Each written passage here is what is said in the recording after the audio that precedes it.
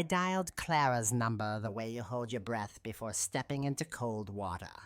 My hands trembled slightly, though I tried to convince myself it was just the chill of the morning. It had been weeks since we'd spoken, weeks filled with silence that felt heavier than any argument could. Still, I believed this call would bridge the distance. After all, she's my only daughter, my only child. When she finally answered, her voice sounded sharper than I remembered. I smiled into the receiver, trying to fill the pause with warmth. "Sweetheart," I said softly, "I just wanted to ask, have you set a date yet? For the wedding?" There was a pause. Then almost too casually she said, "We got married yesterday." It was just for special people. For a few seconds, I couldn't process the words. My mind replayed them again and again like a broken recording. Special people. My breath caught in my throat. The phone grew heavy in my hand. I looked around my quiet living room, my eyes landing on the lavender dress hanging on the closet door. I had bought it months ago after she'd sent me pictures of wedding themes. Lavender was her favorite color as a little girl. I imagined standing beside her that day, smiling through tears, maybe even giving a little toast. But now the dress looked like a cruel reminder, an outfit for a celebration I was never invited to.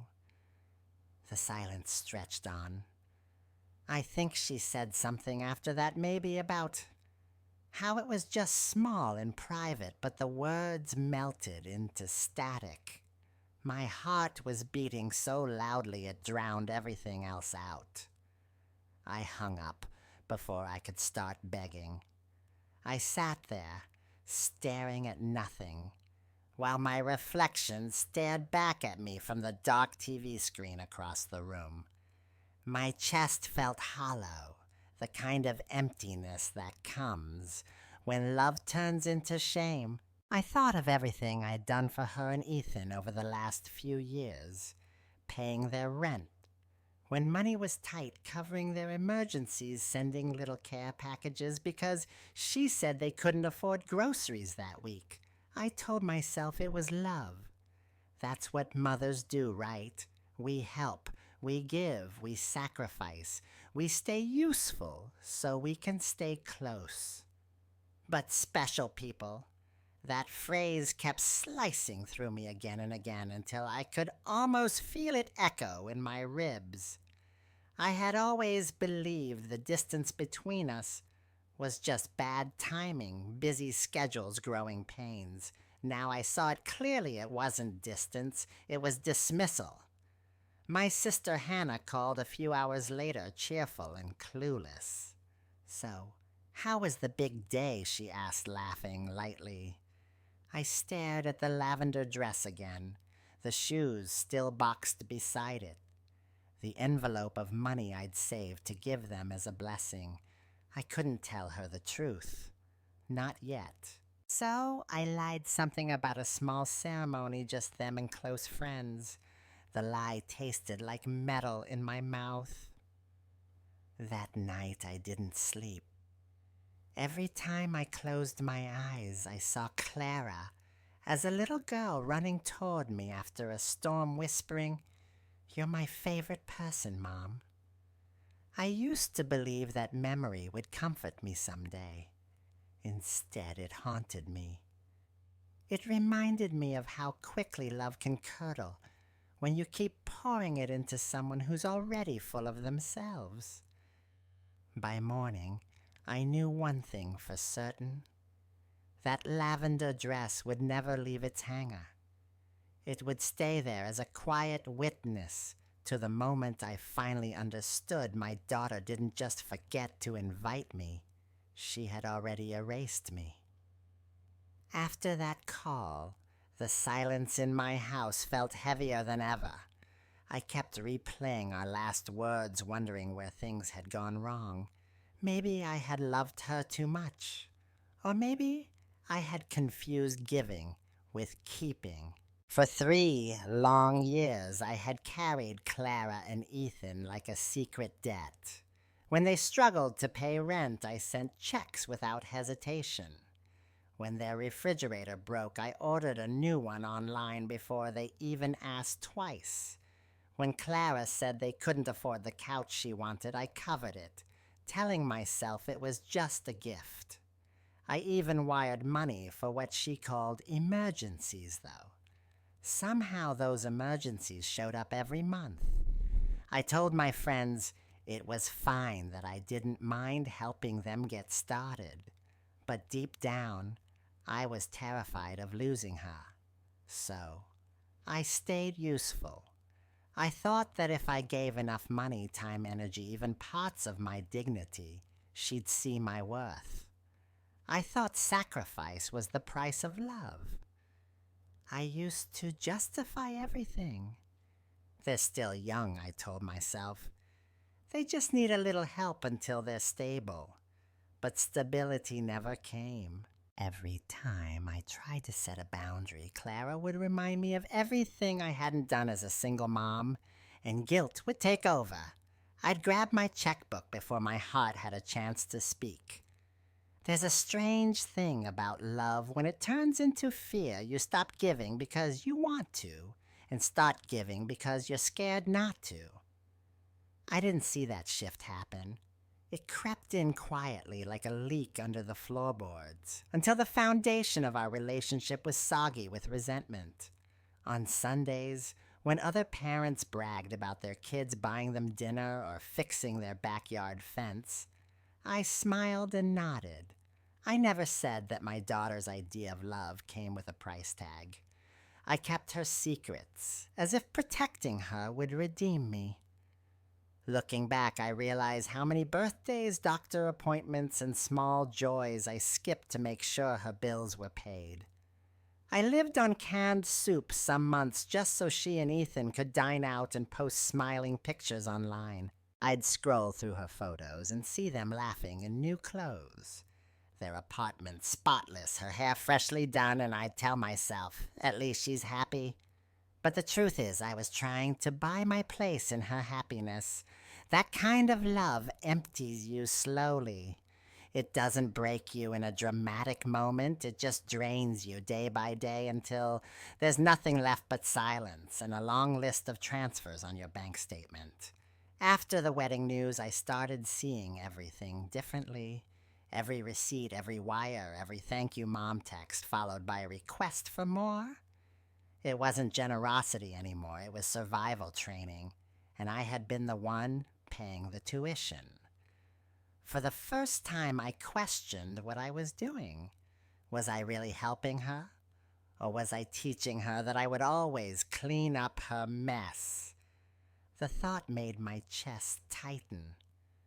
That morning, I walked past the mirror and didn't recognize the woman staring back.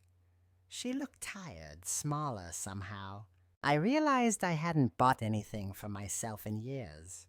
Not a new dress. Not a proper meal out. Not even a bouquet of flowers. Everything I owned I had chosen for someone else. It hit me then. I wasn't keeping my daughter close by loving her. I was keeping her comfortable by losing myself. That realization didn't come with fireworks or sudden courage. It came quietly in the form of exhaustion so deep it hurt to keep pretending. I remember whispering to myself, "It's enough, Evelyn. You've done enough." And for the first time in years, I almost believed it. A week passed after Clara's wedding call, though it felt more like a month. My days blurred together.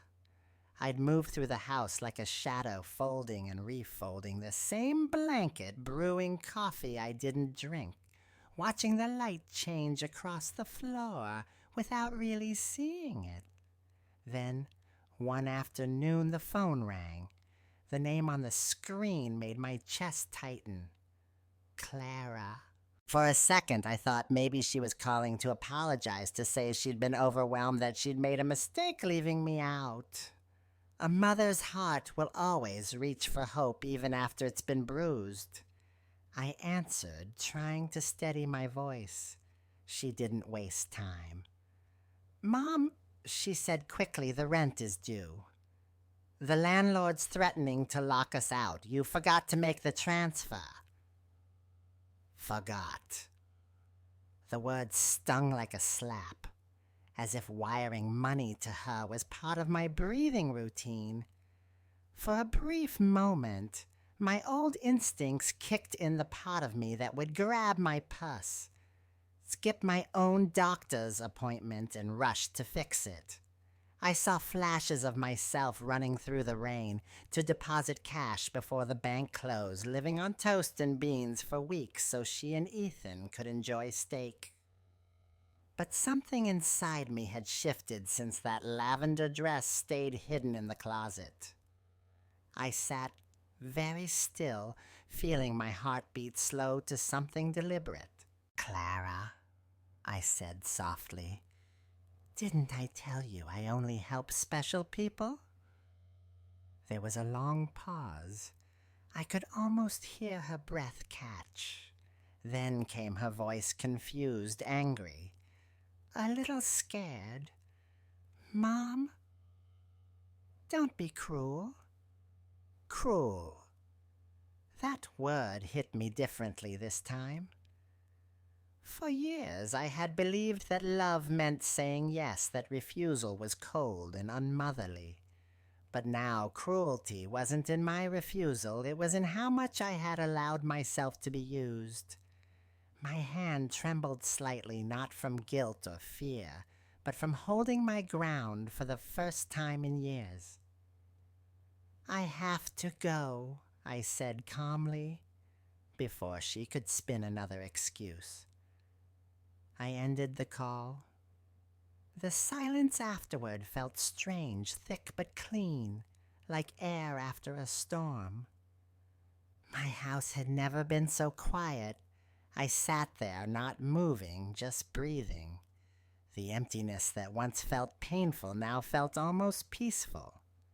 I walked into the kitchen, put on a pot of coffee, and waited for the aroma to fill the air. For decades, every cup I brewed was followed by thoughts of someone else's needs. Was Clara okay? Did Ethan need gas money? Should I send groceries again?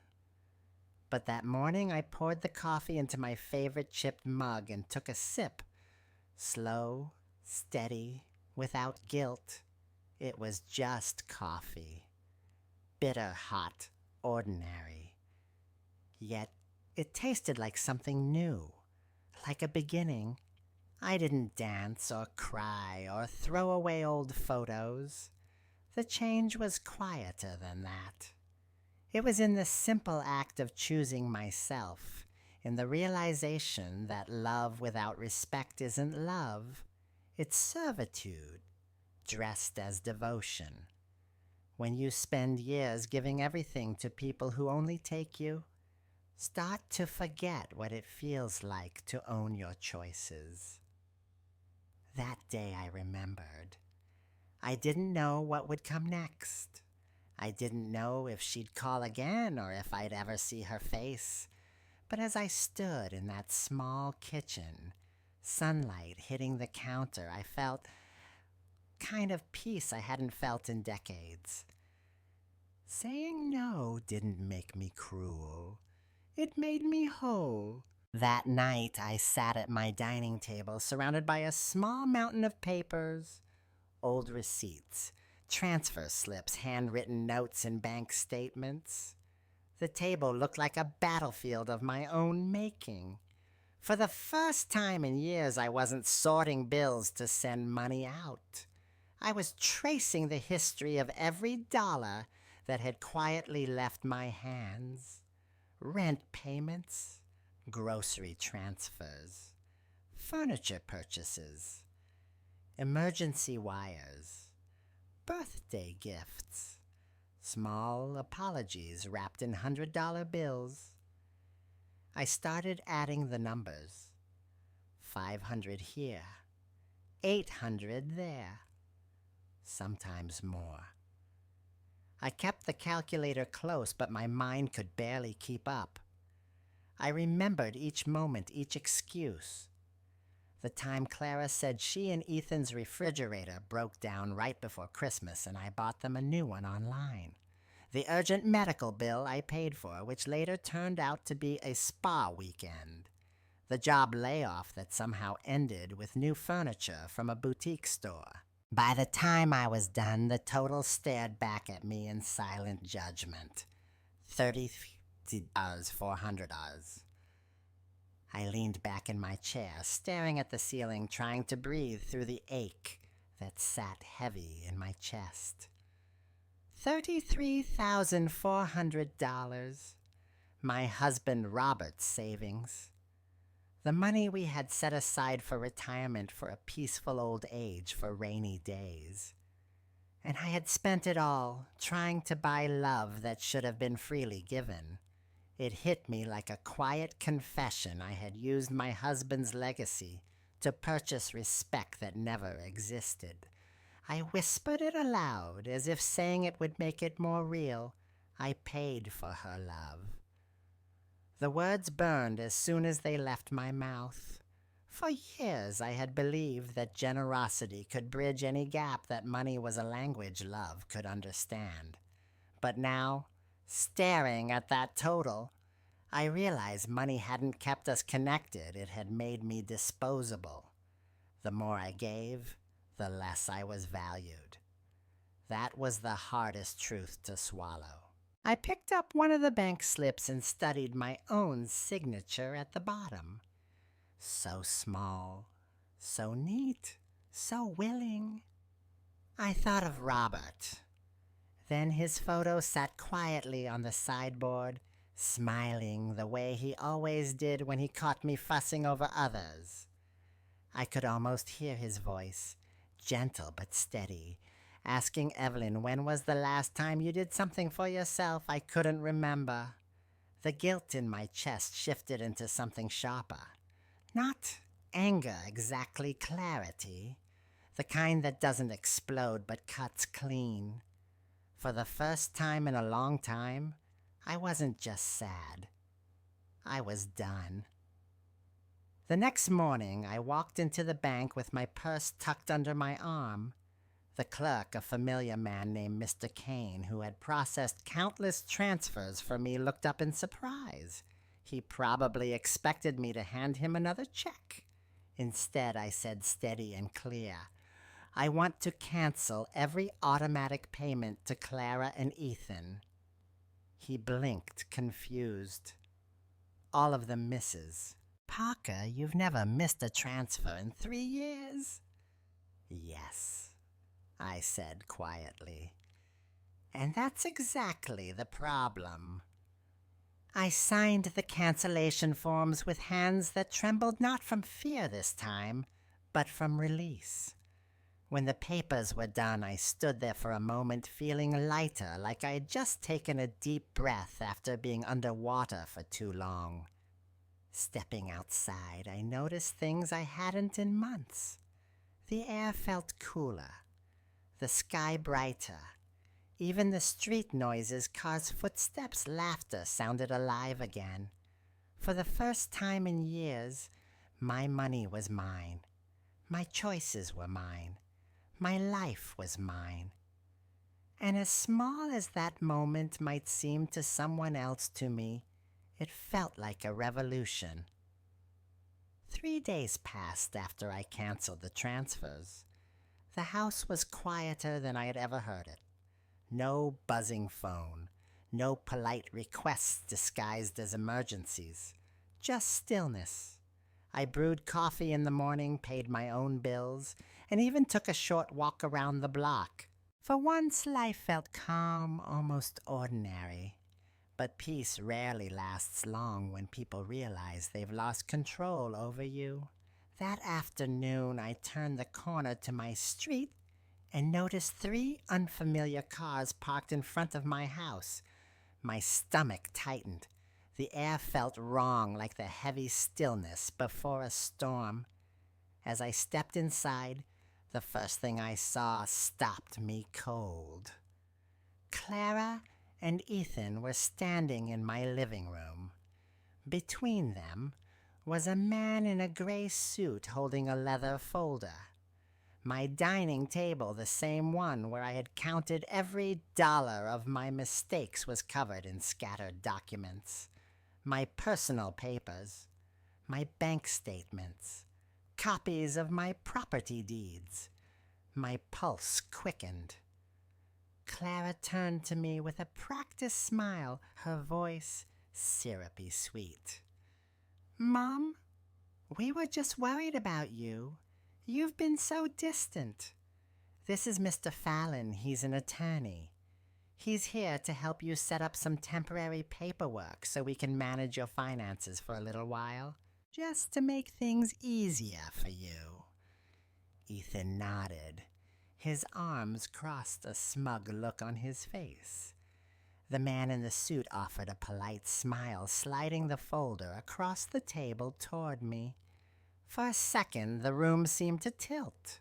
I could hear the faint ticking of the clock, the hum of the refrigerator, my own heartbeat thudding in my ears. They had come prepared not for conversation, but conquest. I walked slowly to the table, my eyes scanning the papers. I could see where they had already marked the places for me to sign. My name was typed neatly in black ink, waiting for my surrender. Mr. Fallon began speaking in a calm, professional tone. "Mrs. Parker, this is just a standard authorization.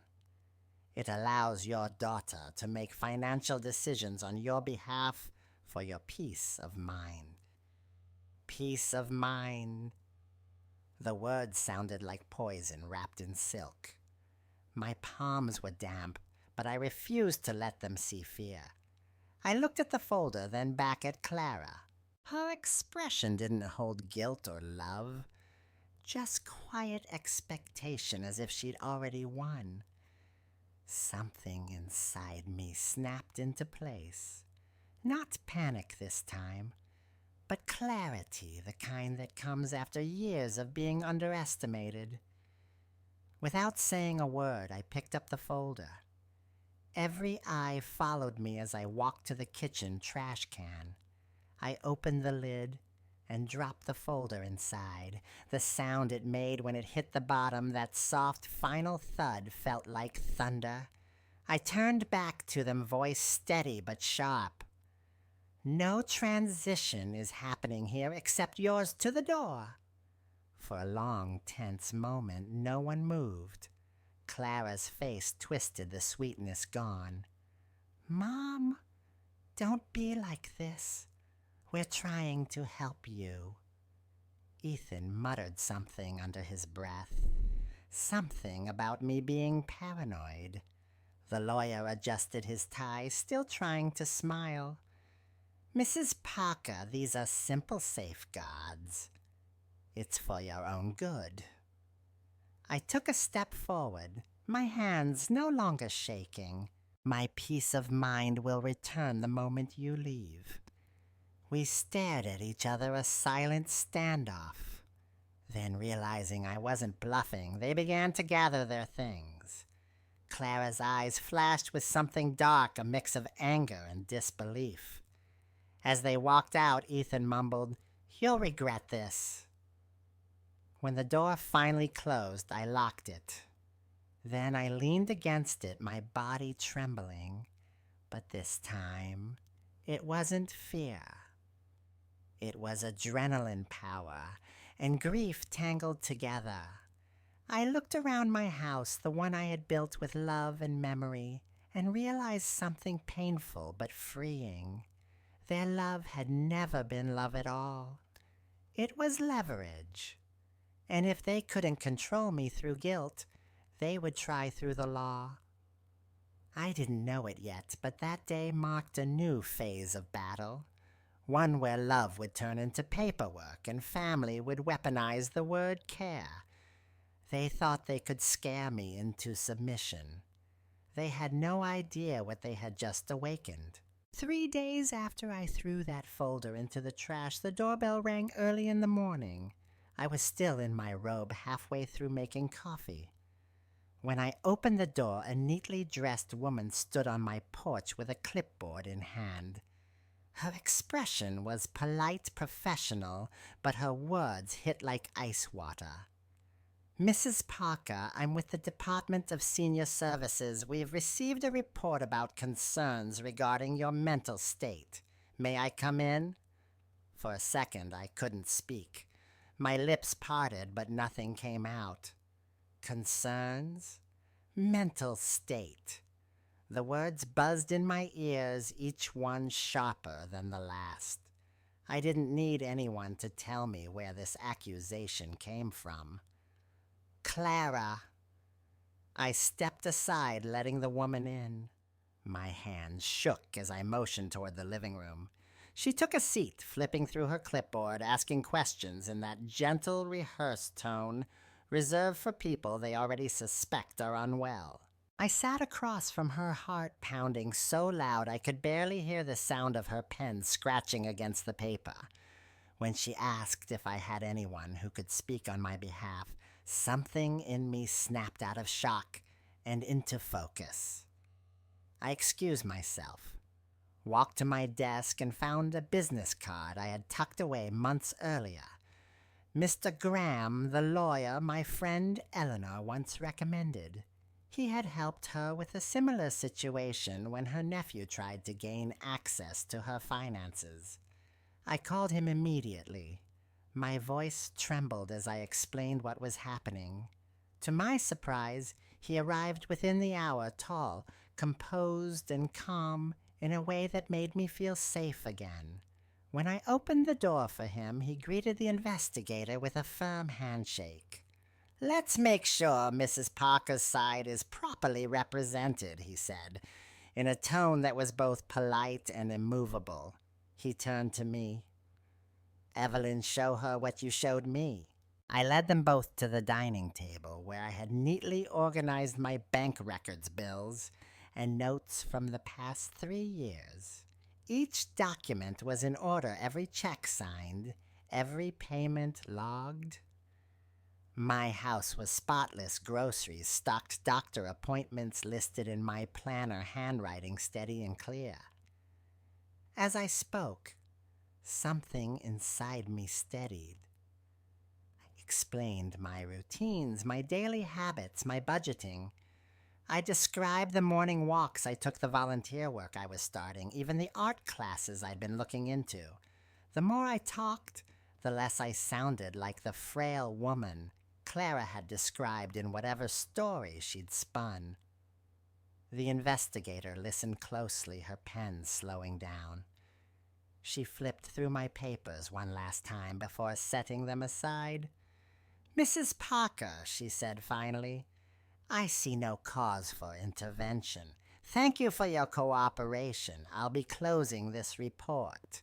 When she left, my knees nearly gave out. I sat down, gripping the edge of the table until my knuckles turned white. "They want me declared incompetent," I whispered. Mr. Graham's expression darkened. "This isn't about concern," he said. "It's about control. What your daughter and her husband are doing qualifies as financial elder abuse. They're not just manipulating you. They're trying to take everything." His words sank into me like stones. The same child I'd carried, fed, and clothed now saw me as an obstacle. Not a mother, but a barrier to a bank account. That night, I barely slept. Every creak of the house made me flinch. I dreamt of Clara as a little girl again, running through the yard with sunlight in her hair, laughing as she called out for me. But when I reached to catch her, the child disappeared, replaced by the woman who now filed paperwork to erase me. When I woke, my pillow was wet. For a long time, I just sat there, letting the morning light fall across the room. love had twisted into litigation. Care had become a weapon. Mr. Graham called later that day. "They're escalating," he said. "They've filed a petition for guardianship. They want legal control over your decisions. But we'll fight this. You need to get an independent psychological evaluation, not because you need to prove yourself, but because it removes their ammunition." 2 days later, I sat in Dr. Moore's office. She was brisk but kind, asking me questions, running me through memory tests, puzzles, problem-solving exercises. Hours passed, and with each one I felt more grounded, more certain of who I was. When she finished, she smiled warmly. "Mrs. Parker, you're sharper than most people half your age. You have nothing to worry about." Her reassurance brought relief, but only for a moment, because deep down I knew this wasn't the end. It was just the beginning of a longer, uglier fight. I walked home with my head high, but my heart heavy. This wasn't about my mind anymore. It was about my dignity. And that was something I would never sign away. The day of the hearing arrived gray and cold, the kind of morning that feels too heavy for sunlight. I sat in the courthouse hallway with Mr. Graham beside me, my palms damp against my skirt. Every tick of the clock echoed in my ears like a countdown to something I wasn't sure I was ready for. Across the corridor, Clara and Ethan stood with their attorney.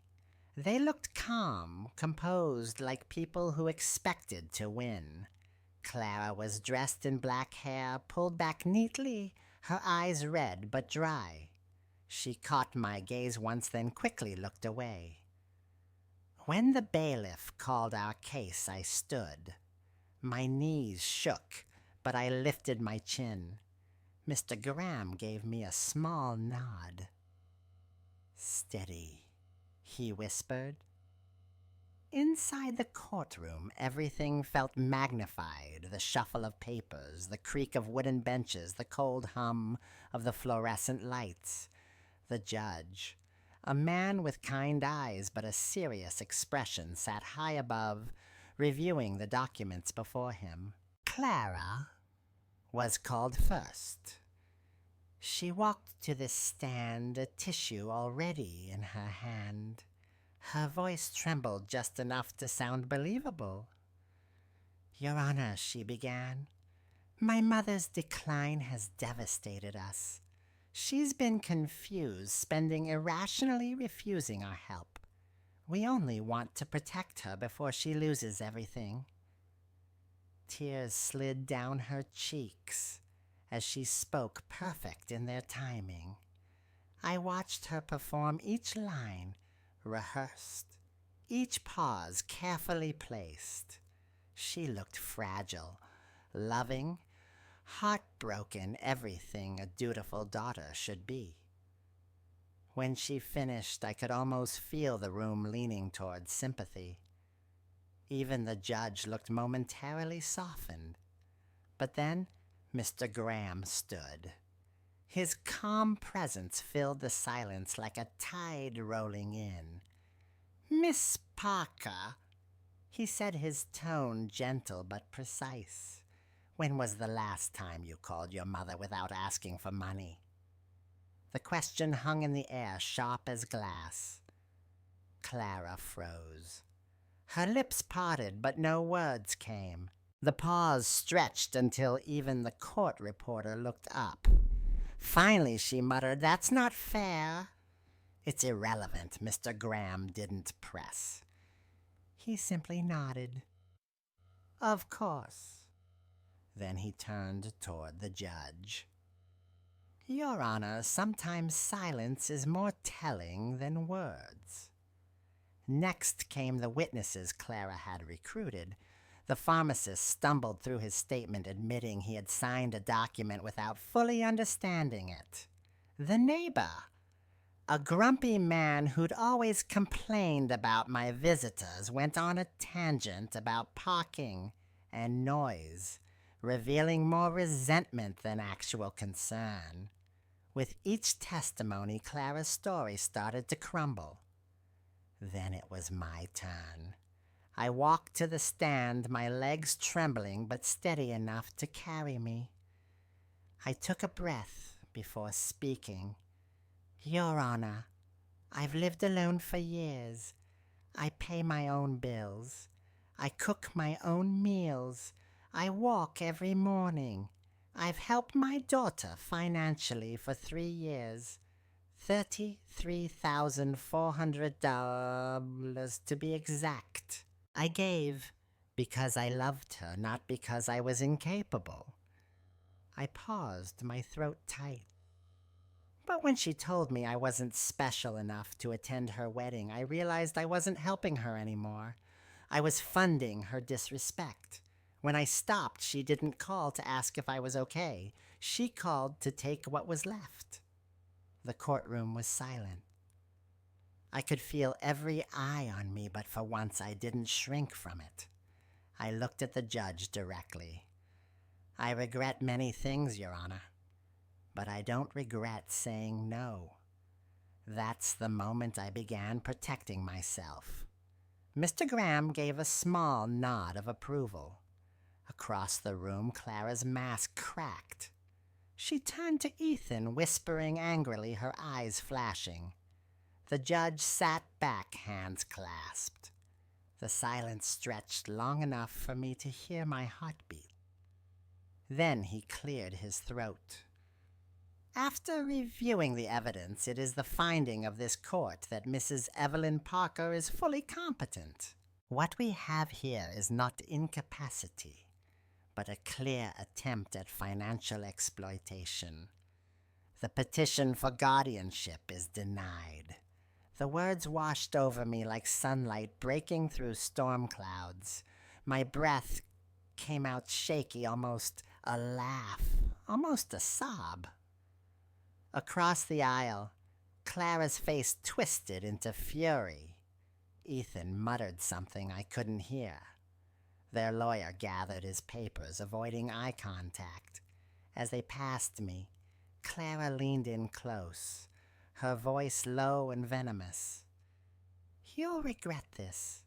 You'll die alone. I didn't flinch. I looked her in the eye and whispered back, calm and certain better alone with dignity than surrounded by thieves. Mr. Graham placed a reassuring hand on my shoulder and guided me toward the courthouse doors. Outside, the air was bright and cold.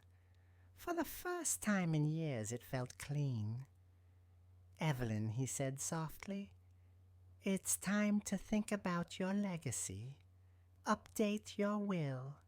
Make sure they can never twist your trust again. I nodded.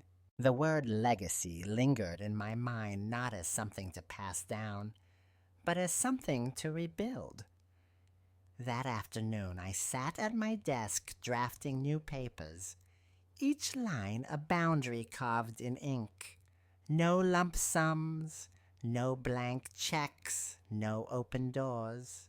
Instead, I created a trust for charities that protect the elderly, and for the first time the pen in my hand didn't feel like a burden. It felt like power. The fight had cost me a daughter, but it had given me back something I didn't know I'd lost, my self-respect. And as I signed the final page, I realized that sometimes survival doesn't look like winning a war. Sometimes it's just walking out of the courtroom with your name still your own. The months that followed the court hearing felt strangely quiet, almost tender. There were no more letters from lawyers, no surprise knocks on the door, no phone calls that made my heart race. For the first time in years, my life belonged entirely to me. I sold the old house, the one filled with too many ghosts, too many echoes of slammed doors and unanswered calls, and moved into a small sunlit apartment downtown. It wasn't grand, but it was peaceful. From my window, I could see the morning light spill across the rooftops, hear the laughter from the bakery below, and smell the warmth of fresh bread and roasted coffee. Every sunrise felt like a clean slate. The first week, I caught myself waiting for the phone to ring. It didn't. And slowly that silence stopped feeling lonely. It began to sound like freedom. Mr. Graham helped me rewrite my will. This time there were no sentimental clauses, no open invitations for manipulation. I created a trust for charities that protects seniors from financial abuse, people like me, who had given too much out of love and been punished for it. I wanted my story to mean something more than pain. Maybe it could warn someone before they fell into the same trap. Signing those papers, I felt a calm I hadn't known in decades. There were no tears, no guilt, just clarity. The pen didn't tremble in my hand this time. It moved with purpose. Days began to take on a new rhythm. I joined a volunteer group that taught older adults how to spot scams and set financial boundaries. I sat with women and men who looked just like me, kind, trusting people who had been told their generosity was weakness. We shared stories, sometimes through tears, sometimes through laughter. I told them that love without respect isn't love, that protecting yourself doesn't make you heartless. Each story I shared became lighter, easier to tell. With every meeting, I felt less like a victim and more like someone rebuilding a life worth living. One evening, months later, I was sitting on my balcony with a cup of tea watching the city lights blink awake when my phone buzzed. The screen lit up with a message I hadn't expected to see again. "Mom, we need to talk." For a long time, I just stared at it. The words pulled at something deep in me, not the old ache, but a quieter emotion, something closer to acceptance. I thought about everything that had happened, about all the ways I had tried to buy love, and all the ways I had learned to let go. Then I typed my reply slowly, deliberately. Begin with an apology, not an amount. I set the phone down and turned it face down. I didn't wait for her response. The night air was cool, brushing gently against my face. Below, laughter rose from the cafe on the corner, blending with the sound of traffic and music drifting through open windows. For the first time, I wasn't waiting for anything, not approval, not forgiveness, not even closure. I looked up at the stars and whispered softly, almost like a prayer. I thought love had a price. Now I know true love never sends an invoice. It wasn't a declaration of anger, but of peace.